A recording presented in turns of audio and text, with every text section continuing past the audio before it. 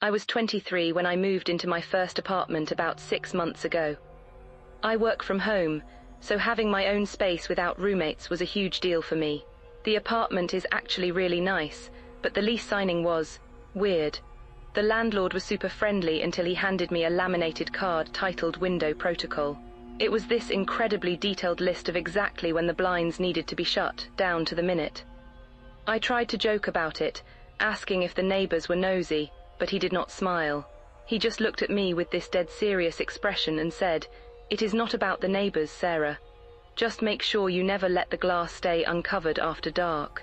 I remember laughing nervously, waiting for him to crack a smile or tell me he was messing with me.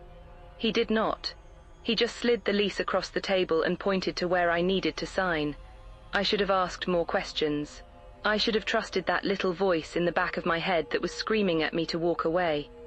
But the rent was affordable, the location was perfect, and I was so desperate to finally have a place of my own that I signed anyway. The first week was completely normal, better than normal actually. I set up my little home office in the corner of the living room, hung some pictures, bought a few plants. I was finally living my adult life. The window protocol seemed ridiculous in the daylight. I followed it anyway, mostly because I did not want to give my landlord any reason to bother me.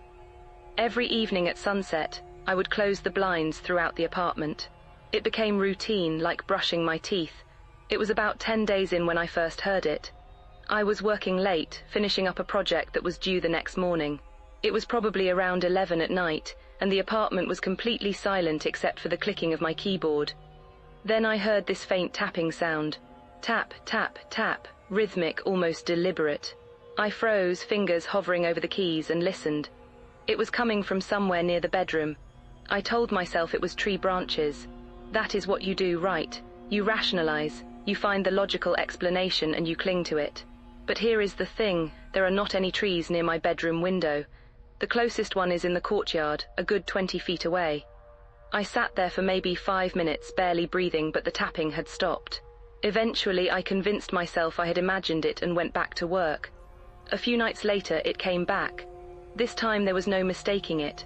The tapping was louder, more insistent, and it was definitely coming from my bedroom window. I was already in bed, scrolling through my phone when it started. Tap, tap, tap. I felt my whole body go rigid under the covers. The blinds were closed. I had made sure of that, but the sound was so close. It was like someone was standing right outside the glass, knocking to get my attention. I do not know what possessed me to look. Maybe I thought I would see a bird or a bat or something that would explain it away.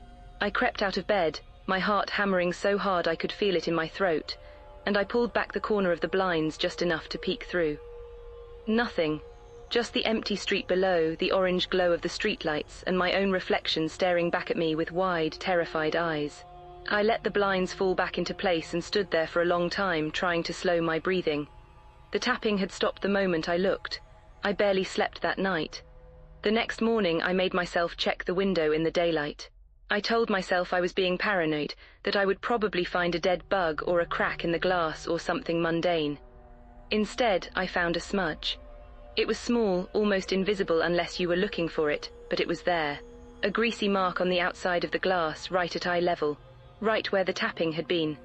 I started following the window protocol religiously after that. I was not just closing the blinds anymore. I was checking the locks, running my fingers along the seals, making sure everything was secure. I even started closing them earlier than the card specified, just to be safe. For a few days, nothing happened. I started to relax. Then I came home to find my bedroom window open. I remember standing in the doorway, my keys still in my hand, just staring. I had closed that window. I had locked it. I remembered doing it that morning, the same way I remembered brushing my teeth and making coffee. But there it was, cracked open about 2 inches, the evening air drifting in through the gap. Nothing was missing. Nothing was obviously disturbed. But my armchair, this old, heavy thing I had inherited from my grandmother, had been moved. It used to face the door. Now it was angled toward the window like someone had been sitting in it watching. I called my landlord that night. He did not seem surprised. He just asked if I had been following the protocol, and when I said yes, he went quiet for a long moment.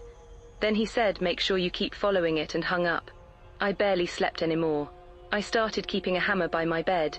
I know that sounds paranoid, but you have to understand, I could feel something watching me. Even with the blinds closed, even with the windows locked, I could feel eyes on me whenever darkness fell. The night it happened, I woke up freezing. My first thought was that the heat had gone out. Then I felt the draft on my face, cold air moving across my skin, and I knew. I opened my eyes and saw my bedroom window standing wide open, the blinds swaying gently in the breeze. I scrambled out of bed so fast I nearly fell. My hands were shaking as I rushed to the window, ready to slam it shut, when I made the mistake of looking outside. There was someone standing across the street, just standing there perfectly still in the shadow between two streetlights. I could not make out any features. It was just a silhouette, a human-shaped darkness. But I knew it was looking at me. I could feel its attention like a physical weight, pressing against my chest, making it hard to breathe. I slammed the window shut. My fingers fumbled with the lock, slipping twice before I finally got it to click into place. I yanked the blinds down so hard the cord nearly snapped. Then I just stood there, pressed against the wall, my whole body trembling. I do not know how long I waited before I looked again. It felt like hours. When I finally worked up the courage to peek through the blinds, the silhouette was gone. I moved out a month later. I did not even wait for my lease to end. I just paid the penalty and left. I never saw the silhouette again, and I never found out what it wanted. My landlord did not ask any questions when I returned the keys. He just nodded like he had expected it. That was 3 years ago. I live in a different city now, in an apartment on the 15th floor with no fire escape and no easy way to reach the windows from outside. But every single night, without fail, I close my blinds before sunset. I check every lock twice, sometimes 3 times. And whenever I catch my reflection in dark glass, I feel my heart skip, because for just a second I am terrified I will see something standing behind me. Some habits, I guess, you never really shake.